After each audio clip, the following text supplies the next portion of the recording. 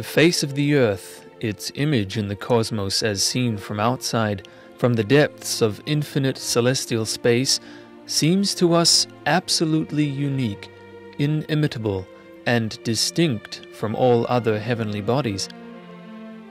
The face of the Earth exhibits the surface of our planet, its biosphere, its outer domain separating it from its cosmic surroundings.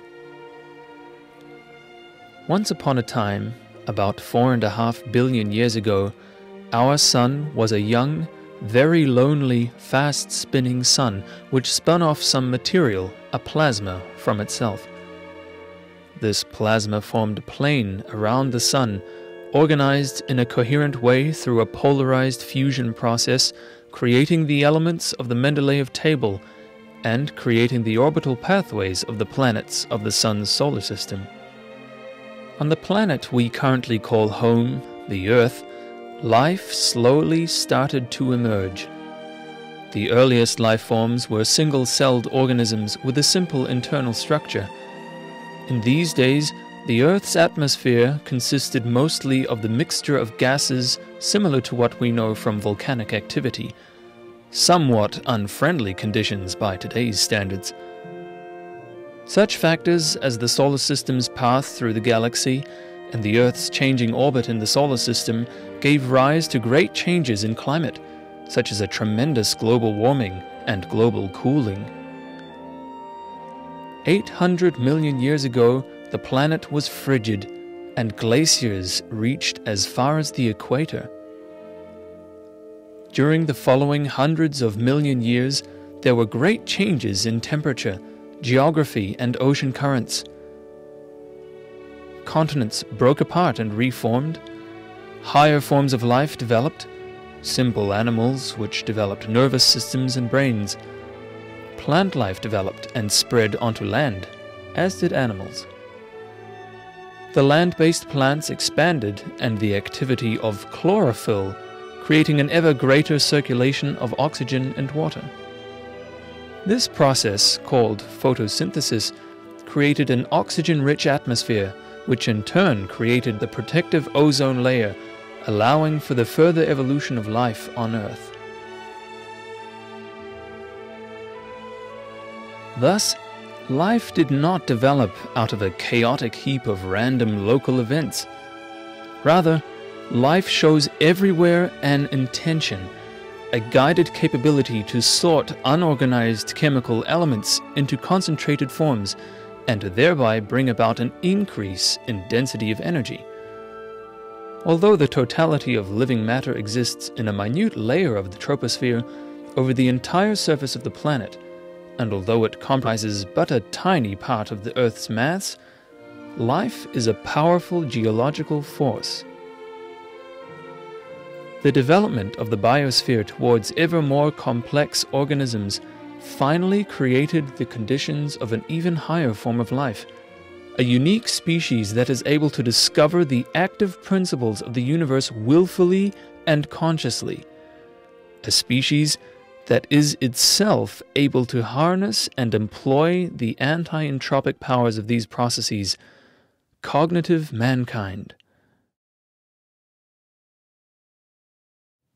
The pioneer in this field of scientific investigation was the Russian-Ukrainian Vladimir Vernadsky, who discerned 3 separate but interactive domains of different energetic material quality: the non-living, called the lithosphere, the living, the biosphere, and that of creative mankind, called the noosphere. The historical process is being radically changed under our very eyes. For the first time in the history of mankind, the interests of the masses on the one hand, and the free thought of individuals on the other, determine the course of life of mankind, and provide standards for mere ideas of justice. Mankind taken as a whole is becoming a mighty geological force. There arises the problem of the reconstruction of the biosphere in the interests of freely thinking humanity as a single totality. This new state of the biosphere, which we approach without our noticing, is the noosphere. Chemically, the face of our planet, the biosphere, is being sharply changed by man, consciously, and even more so, unconsciously. The aerial envelope of the land as well as its natural waters are changed both physically and chemically by man.